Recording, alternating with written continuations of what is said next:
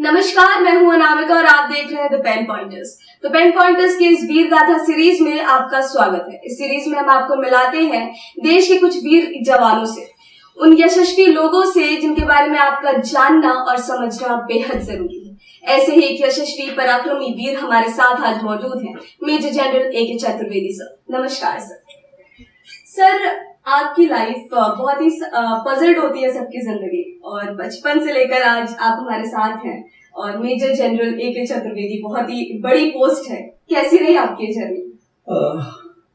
Actually मेरा जीवन, मैं पूरी तरह से लखनऊ वाला हूँ। यही आज से करीब 68 साल से ज्यादा हो गए, 69 साल होने जा रहे हैं जब मैं यहाँ लखनऊ में ही मेरा जन्म हुआ था। और यहीं रहते हुए यही मेरी एजुकेशन हुई।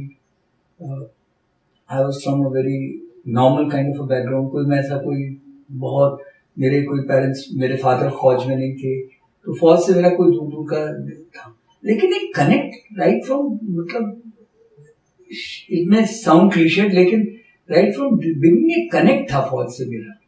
और उसका कारण शायद दो थे। एक मेरे चाचा थे जो सेकेंड वर्ल्ड वॉर में फौज में रहे थे, और एक मेरे मामा भी थे जो एयरफोर्स में रहे थे। तो शायद उनसे इन्फ्लुएंस होता था। और जैसे नॉर्मल बच्चे होते हैं उनको फर्क पड़ता है, यूनिफॉर्म से इन्फ्लुएंस होते हैं, तो वो शायद इन्फ्लुएंस थे। तो उससे मैं ग्रो किया। पढ़ने लिखने में ठीक ठाक था, तो यहीं से मैंने 12th करने के बाद फिर मैं उस दिन मैंने कोशिश भी की कि मतलब एजुकेशन, लेकिन दिल मेरा फौज में ही था। तो फाइनली 1973 में मैं इंडियन मिलिट्री एकेडमी में मेरा चयन हो गया, और 74 दिसंबर में मैं फौज में मुझे मौका मिला, मैं कमीशन हुआ। और जो रेजिमेंट थी मेरी, क्योंकि मैं साइंस टाइप था, तो मुझे कोर ऑफ इंजीनियर्स मिली, और जिसमें Bengal engineer group and centre में मेरा चयन हुआ, जिसको हम लोग कोलोकियली बोलते हैं बंगाल सैपर्स। और मेरा जो रेजिमेंट थी वो थी 234 इंजीनियर रेजिमेंट, जिसमें मेरा कमीशन हुआ। और करीब 21 साल तक मैं उसी रेजिमेंट के रोल पर रहा। लेकिन बाद में जब कमांड का मेरा नंबर आया तो वो रेजिमेंट में जगह खाली नहीं थी, तो मैं 235 इंजीनियर रेजिमेंट मैंने कमांड की है। तो ये तो प्रोफेशनल रेजिमेंट। और उसके बाद एक बार कमांड करने के बाद, कमांड मेरा रहा बहुत ही डाइवर्स सा रहा, क्योंकि मैंने वेस्ट बंगाल में रेजिमेंट को टेक ओवर किया था। उसको लेकर के मैं JNK गया था, और फिर JNK में ही मेरा कमांड टेन्योर खत्म हुआ। उसके बाद फौज ने ही मुझे पहले तो इंजीनियरिंग डिग्री कराई थी पढ़ाई लिखाई में, 12th के बाद ही मैं तो गया था। तो इंजीनियरिंग डिग्री फौज की कीमत में मैंने की, तो आई वाज मैकेनिकल इंजीनियर। फिर फौज ने ही मुझे सेलेक्ट किया MTech करने के लिए, पोस्ट ग्रेजुएशन, जो मैंने IIT मद्रास से किया। और उसके बाद जब मैं रेजिमेंट का मेरा कमांड समाप्त हुआ, तो कुछ लोग सेलेक्टेड होते हैं फौज में जो कि ठीक ठाक कर रहे होते हैं, तो उनको एक कोर्स पे भेजा जाता है, जिसको उस जमाने में बोलते थे लॉन्ग डिफेंस मैनेजमेंट कोर्स, या आजकल उसको हाई डिफेंस मैनेजमेंट कोर्स बोलते हैं। तो वहां भी मैंने वो कोर्स किया, और कोर्स में भी मेरा ठीक ठाक परफॉर्मेंस रहा। तो बाद में वहीं पे मैं डायरेक्टिंग स्टाफ, एक तरह से जिसको आप लोग बोलते हैं टीचर, तो मैं वहां पे मैनेजमेंट पढ़ाने के लिए भी नियुक्त हुआ। इस दौरान मेरे MTech करने के बाद मैं वहां पे मेरा परफॉर्मेंस ठीक ठाक था, तो मैं CME में, college of military engineering Pune में मैंने करीब 4 साल का टेन्योर किया, जो कि टीचिंग का टेन्योर था। उसके बाद कमांड खत्म करने के बाद फिर आगे चल के मैंने, क्योंकि मेरा इंटरेस्ट थोड़ा ट्रेनिंग वगैरह में था, तो एक ट्रेनिंग भी मैंने एक सेंटर कमांड किया, बंगाल सैपर सेंटर का। और उसी के बाद जब मैं ब्रिगेडियर बन गया, फाइनेंशियल प्लानिंग में भी था, तो ये जो आप टैंक वैंक देख रहे हो, T90 सर्चियर, ये सब मेरे जमाने में खरीदे, क्योंकि मैं प्रोक्योरमेंट में था। गेम्स एंड स्पोर्ट्स में इंटरेस्टेड था, तो वैसे तो सभी गेम खेलते थे, लेकिन कुछ मुझे लगा at some point of time कि पानी के रिलेटेड गेम्स में मेरी ज्यादा रुचि है, और उसी में ग्रो हुआ। फिर मैं नेशनल चैंपियन बना, उसके बाद फिर मैं वर्ल्ड चैंपियनशिप के लिए भारत ने मुझे भेजा। उसके बाद मैं नेशनल कोच बना, तो इंडिया में जो पहला गोल्ड मेडल मिला जब मैं चीफ कोच था। 1989 में चंडीगढ़ में एशियन चैंपियनशिप हुई थी, तब पहला इंडिया को गोल्ड मेडल मिला था। उसके लिए मुझे एक आर्मी कमांडर का कमेंडेशन कार्ड भी मिला। उसके बाद जब मैं यहाँ पे पोस्टेड था सेंट्रल कमांड में कर्नल जीएस इंजीनियर्स ब्रांच में, उसके बाद जब मैं कमांड चीफ इंजीनियर था तो आपको याद होगा 2010 में एक बहुत बड़ा क्लाउड बर्स्ट हुआ था लद्दाख में। तो उसमें जो रेस्क्यू ऑपरेशंस, रिलीफ ऑपरेशंस और रीबिल्डिंग ऑपरेशंस थे, उसका मैं एक तरह से इंजीनियर होने के नाते इंचार्ज था। तो उसके लिए मुझे विशिष्ट सेवा मेडल मिला। और 2012 में जब मैं 2013 में मुझे अवार्ड हुआ, जो पूरी सेवाओं के लिए जो 38 साल की सेवा थी मेरी, उसके लिए 38.5 साल की, उसके लिए अति विशिष्ट सेवा मेडल मिला। तो ये एक छोटा सा मेरा परिचय है जो सर आर्मी जब हम सुनते हैं या फिर सेना के बारे में सुनते हैं और अपने परिवार को बताते हैं कि हमें ज्वाइन करनी है आर्मी, तो जो माँ का ममतात्व होता है ना, वो कहीं ना कहीं रोकने लगता है। क्या आपके सामने वो मुसीबतें आई थी? तो घर वालों का होता है, और लोगों को क्या होता है, ये उनके मन में धारणा होती है कि फौज में जाने का मतलब या तो लड़का बिगड़ जाएगा, शराबी हो जाएगा, जो उसको कैरेक्टर गड़बड़ हो जाएगा, वापस नहीं आएगा। ऐसा कुछ नहीं होता। फौजी भी एक आम इंसान की तरह ही होता है, उसके भी वैसे ही एस्पिरेशंस होते हैं।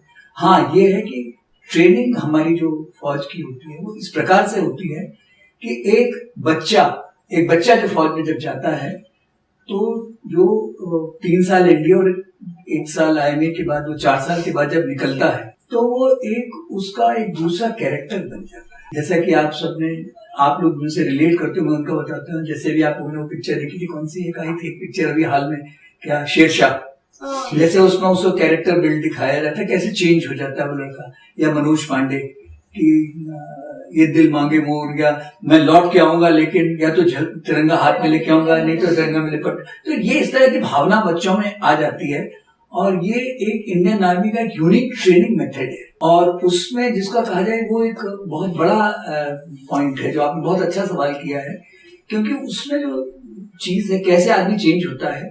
एक इंडियन मिलिट्री एकेडमी के पहले कमांडेंट थे सर फिलिप चैटवुड, उन्होंने क्रेडो दिया था। क्रेडो एक तरह से कि हम लोगों का जो वॉच वर्ड है वो था कि जिसका कि अगर हम हिंदी में सीधे अक्षरशः ट्रांसलेशन करें तो उसका है कि देश आपका सर्वोपरि है, उसके बाद आता है आपके ट्रूप्स, जिनका कि वेलफेयर आपका उद्देश्य होना चाहिए, आपका अपना आराम और सुख सुविधाएं हमेशा अंत में आती है। तो ये एक जो आपके अंदर एक साइके में भर जाता है। और दूसरा क्या है कि जो गेम्स एंड स्पोर्ट्स पे नए यंग बच्चों पे जोर दिया जाता है। गेम्स एंड स्पोर्ट्स आदमी का जो है चरित्र निर्माण में बहुत इनका इम्पोर्टेंट रोल है। कैसे कि आप टीम गेम जब खेलते हो तो एक साथ 11 आदमी खेल रहे हो, एक गेम के लिए खेल रहे हो। हारने के लिए कोई नहीं खेलता कि मैदान में जब उतर रहे हो तो फिर इसलिए नहीं आप उतर रहे हो कि यार हार जाएंगे तो क्या होगा, आप जीतने के लिए खेलते हो। तो वो जो एक बिल्डअप आदमी का कैरेक्टर का होता है, और आखिर तक छोड़ना नहीं है, लड़ते रहना है, और एक सेंस ऑफ प्राइड आता है यूनिफॉर्म के लिए। भाई मैं अगर ये वर्दी पहना हूं, जैसे आपको याद होगा कि एक पिक्चर आई थी प्रहार, जैसे उसमें वो लड़का दिखाता है, हालांकि उसको टांगे कट जाती है, मार दिया जाता है, लेकिन फिर भी उससे बिल्डअप होता है कैरेक्टर। ये अपने आप में बहुत महत्वपूर्ण है। एंड ये छोटी छोटी चीजें मिल करके एक उसको एक नॉर्मल बच्चे से एक अलग कैटेगरी में ले आती है कि वो सत्यनिष्ठा उसके दिमाग में रहती है, कि ऑनेस्टी रहती है, देश के लिए कुछ कर गुजरने का जज्बा रहता है। तो ये चीजें जो है ये अपने आप में बहुत बड़ी चीज है। ये आर्मी की ट्रेनिंग का कमाल होता है। सर आर्मी की लाइफ एकदम अलग होती है और सिविलियंस की लाइफ एकदम अलग होती है, तो कभी आपने सिविलियन होना मिस किया है?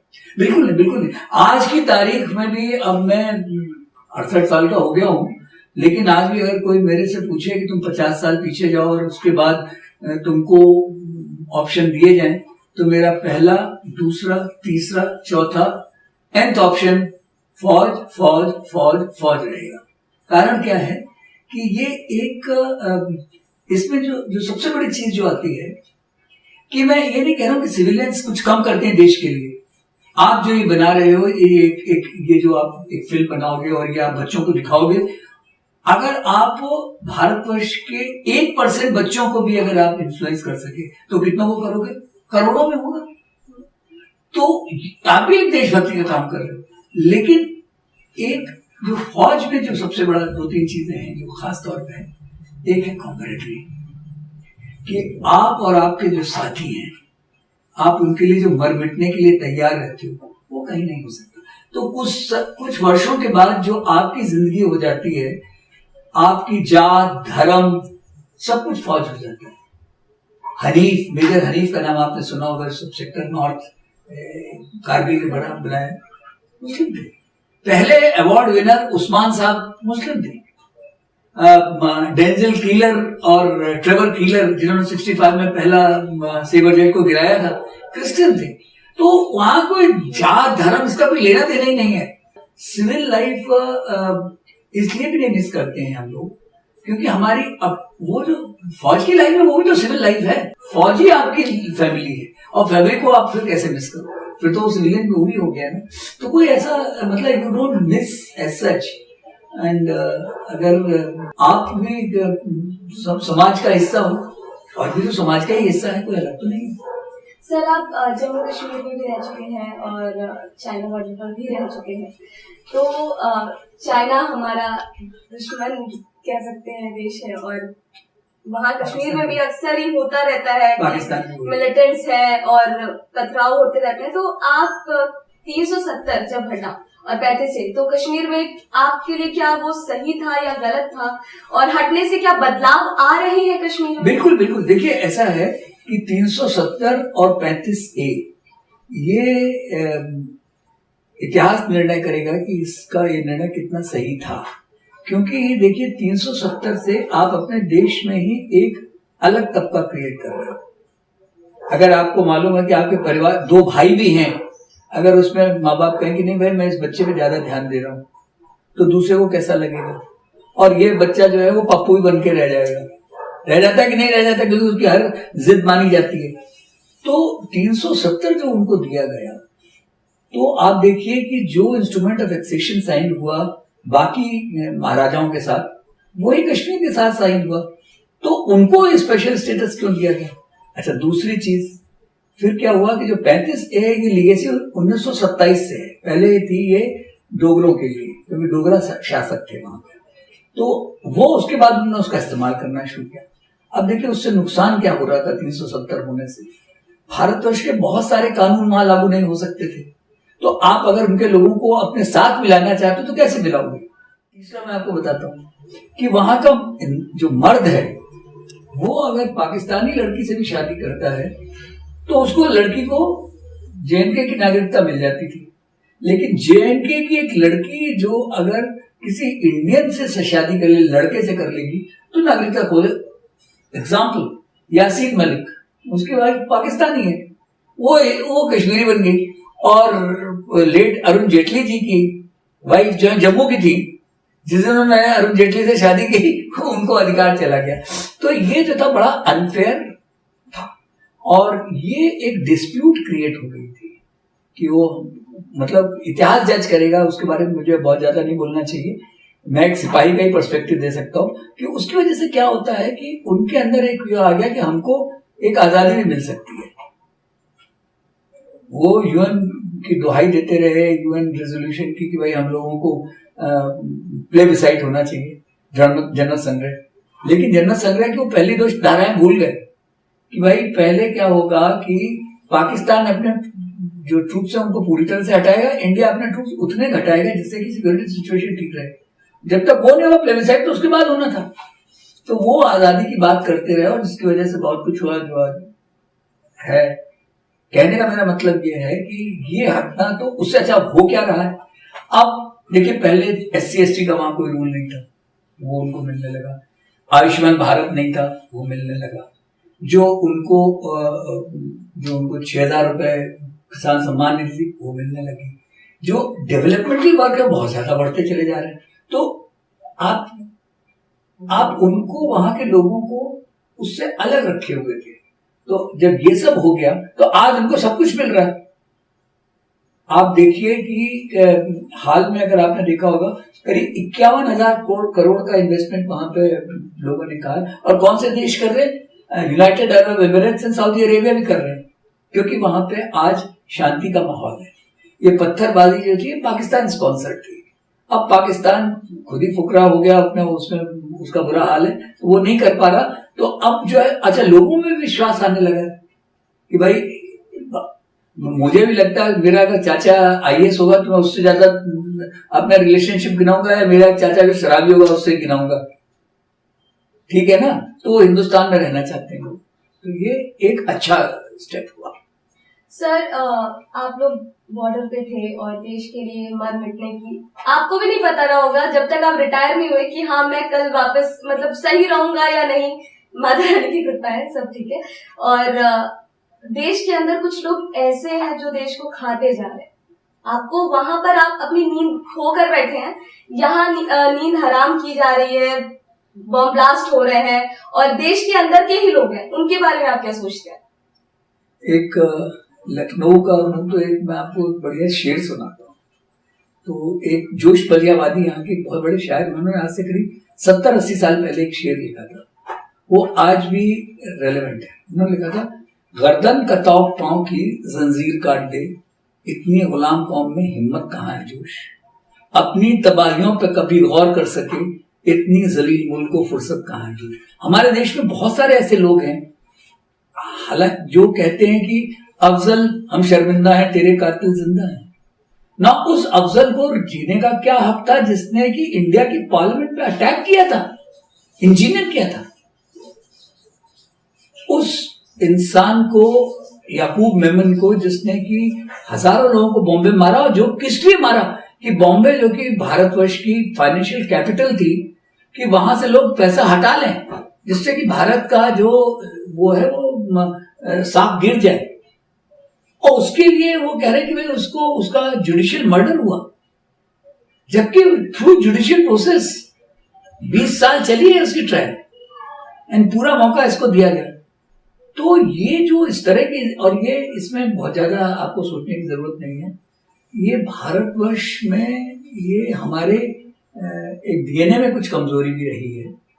क्योंकि हमारा जो देश है, अगर आप देखिए, अमीचंद, आम्भीक, जयचंद, इनका देश रहा है। क्यों रहा है?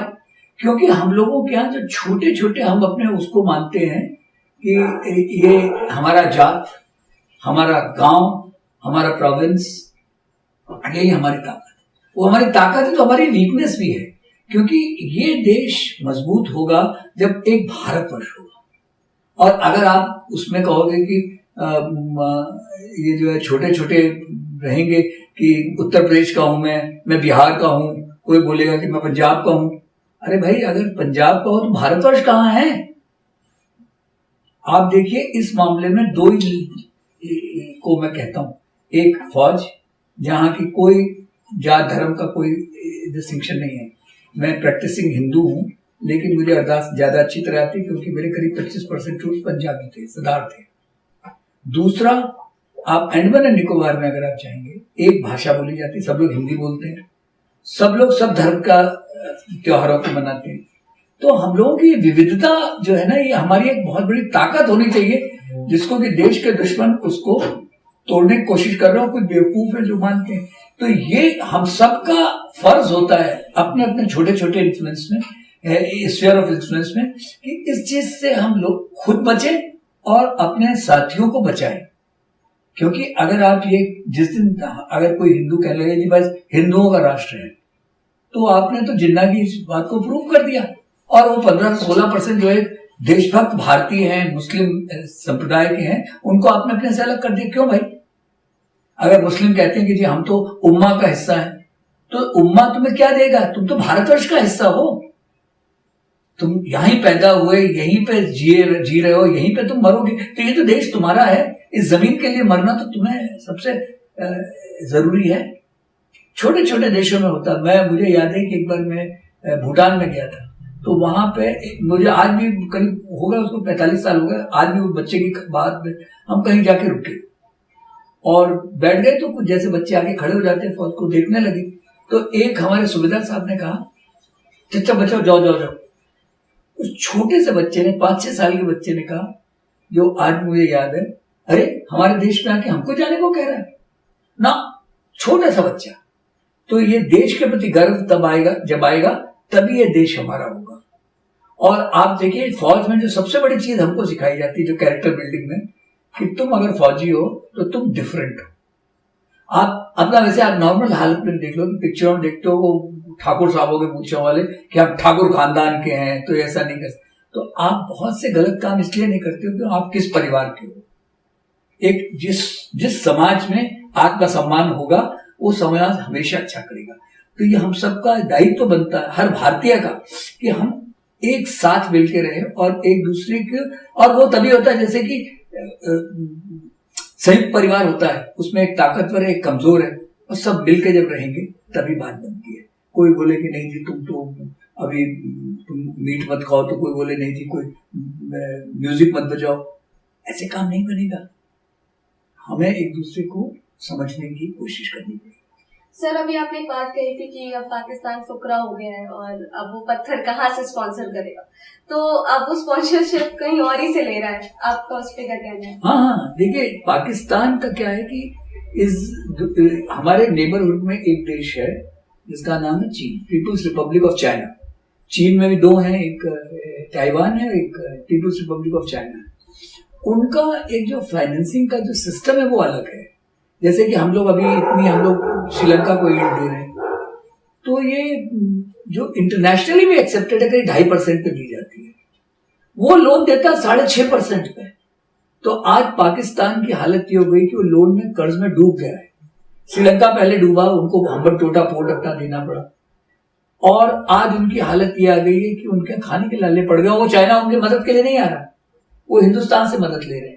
तो पाकिस्तान को भी ये समझना होगा कि अगर आप चाइना पे जितना भरोसा कर रहे हो, वो आपको क्या दे रहा है, आपसे ले रहा है।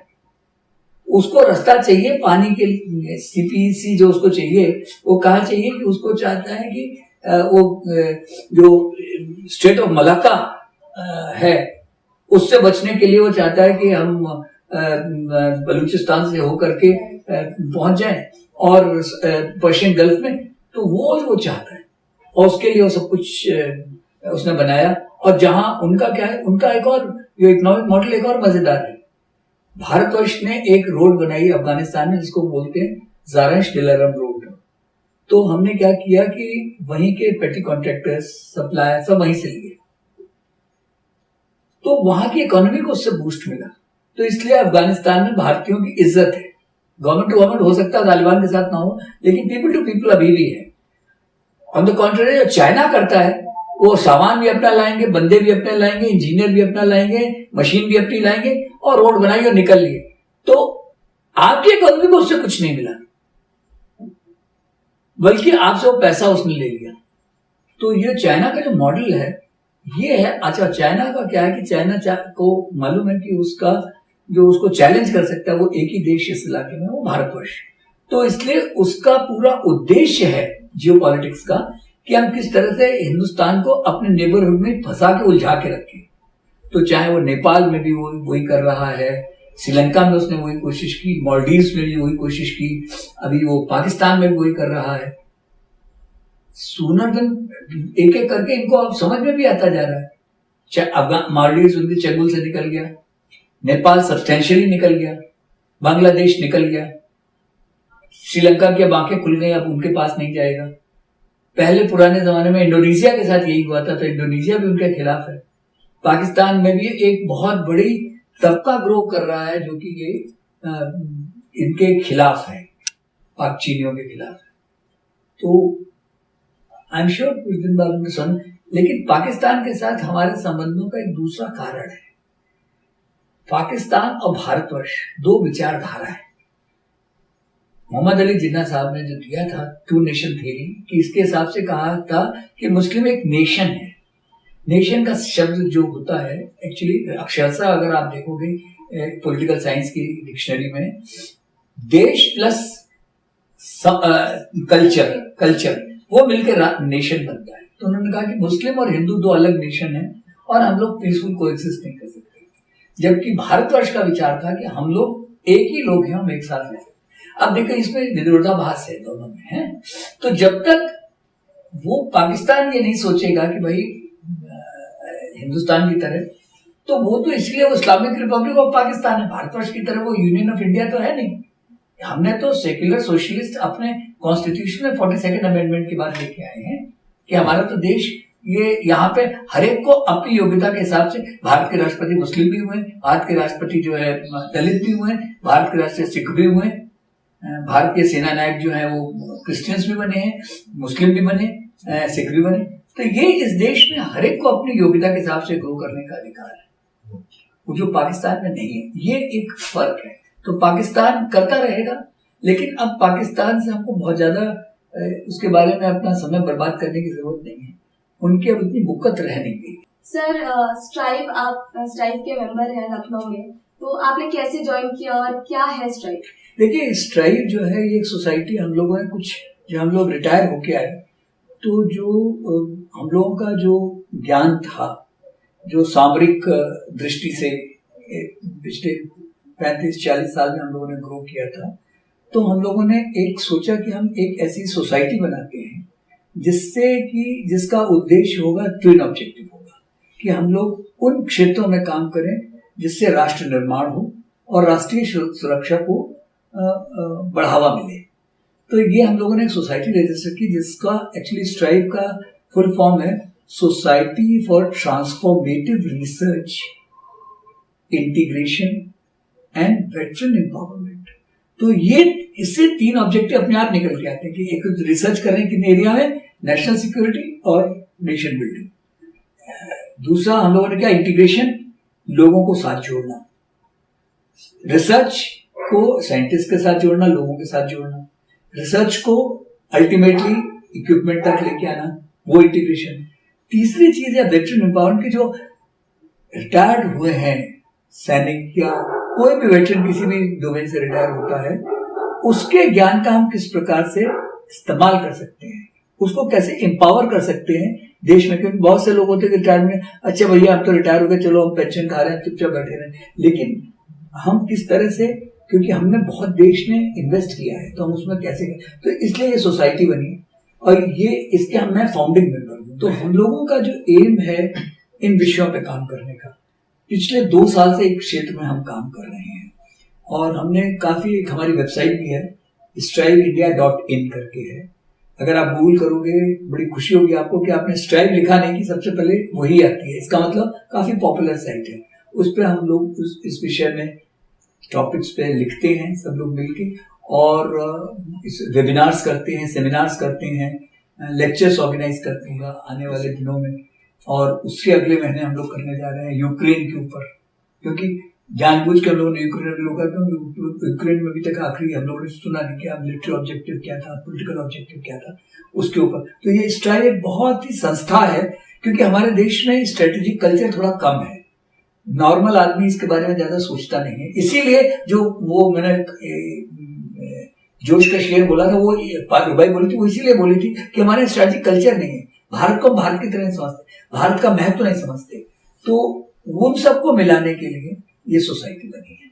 सर, अभी आपने कहा कि आप लिखते हैं और आप ऑथर भी हैं, तो आपने कब शुरू किया लिखना और क्या? देखिए, थोड़ा बहुत लिखना तो चलता है, लेकिन फौज में क्या होता है, तुम्हारे ऊपर डंडा बहुत होता है, तो पब्लिश ज्यादा नहीं कर सकते हो।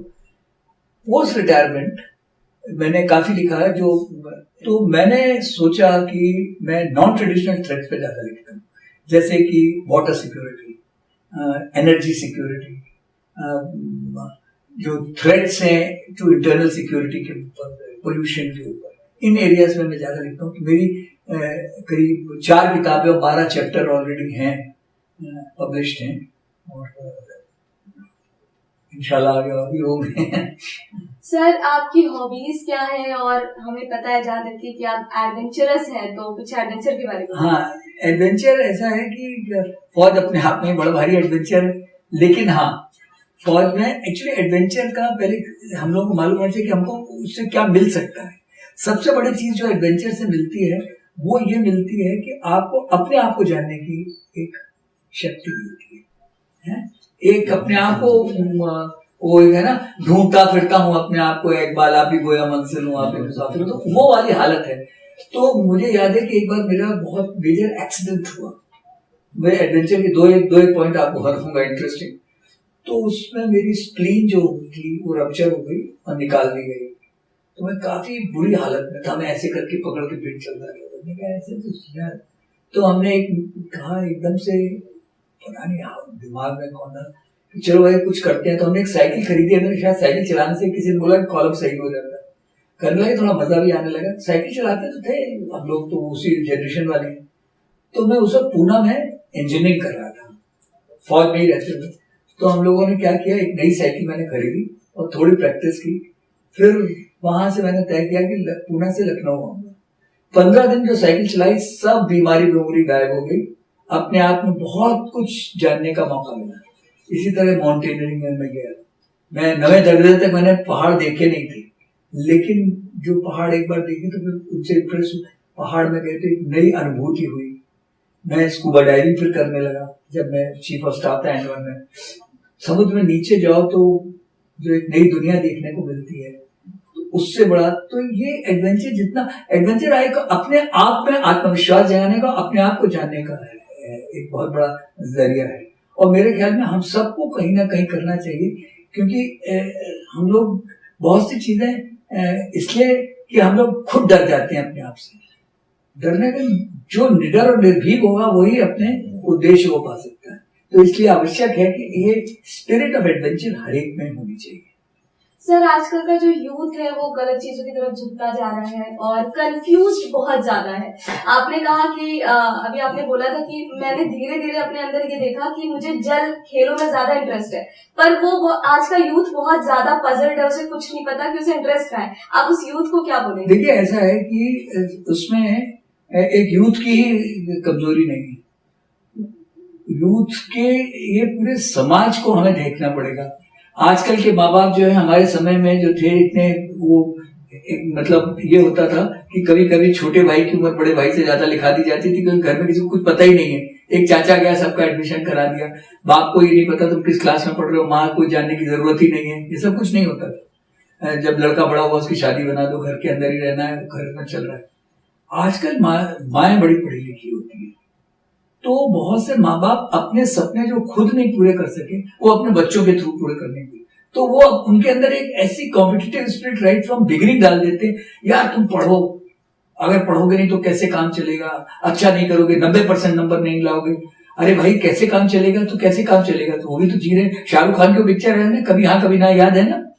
तो उसमें जैसे वो कहते हैं कि भाई उसके जर्नी है, उसके लिए एक जीवन है। तो बहुत से लोग, हम लोग हर एक को अपनी किस्मत लिखवा के लाया है, और आप चाहो ना चाहो उसको उसकी किस्मत मिलेगी। और वो हमें क्या करना चाहिए कि उसको उसके लिए सपोर्ट करना चाहिए। सोसाइटी में भी जब वो बगल वाली आंटी जी आएंगी, कहेंगे अच्छा आपके बेटे के कितने नंबर है? 80%। अच्छा नहीं, हमारे बेटे के तो 90% आए। अब उस दिन से माता जी को नींद आनी बंद हो गई कि उनके बेटे के अगर 90% आए, मेरे बेटे के 80%, ऐसे कैसे हो सकते? तुम पढ़ो, तुम पढ़ते नहीं हो, कोचिंग में जाओ। और बच्चे को ना खेलने का मौका है, ना कुछ सोचने का मौका है, एक ट्यूशन से दूसरे ट्यूशन, उसके बाद कोचिंग जा रहा है, तो कंफ्यूज अपने आप होगा। फिर क्या होता है कि आजकल ऑप्शंस बहुत हैं, हमारे समय में इतने ऑप्शंस नहीं होते थे। तो और इसमें वही जो एडवेंचर जो मैंने बोला ना, वो आपको अपने आप को ढूंढने का मौका देता है। वाटर का मुझे पता नहीं, मैं तो लखनऊ का रहने वाला हूं, मैं तो स्विमिंग भी नहीं जानता था जब मैं आई में गया, लेकिन करने लगा तो पता चला कि यार हमें तो एक स्पेशल स्किल है मेरे अंदर। तो ये जब तक आप वो एक मेरे ख्याल रहीम का दोहा है, जिन खो जाते पाइयां गहरे पानी बैठ, अगर पानी में आप डूबोगे नहीं तो आप को रत्न नीचे से मिलेगा कहां से? तो अगर आप बच्चे को एक स्पिरिट डालोगे, एक साइकोलॉजी में एक होता है I am okay you are okay, अगर आप लोगों ने किताब पढ़ी हो उसमें वो होता है कि जो हमारे हर बच्चे के अंदर एक लिटिल प्रोफेसर होता है। बच्चा आएगा, ऐसे हाथ लगा के देखेगा, इसको देखने लगेगा। अगर हम उसकी स्पिरिट को एनकरेज करेंगे तो वो अपने आप को ज्यादा जान पाएगा। एक कैनेडी का एक पुराना सेइंग है, वहां से मैं खत्म करता हूं, ask not what your country can do for you, say what you can do for your country. तो ये हमारे अंदर अगर ये भावना रहेगी तो हमारे देश जो विश्वगुरु था वो विश्वगुरु बन के ही रहेगा दोबारा। धन्यवाद। जय हिंद। जय हिंद, जय भारत। और आप देखते रहें द पेन पॉइंटर्स, हम आपके साथ ऐसे ही जुड़े रहेंगे और मिलाते रहेंगे आपको ऐसे पराक्रमी वीरों से। नमस्कार।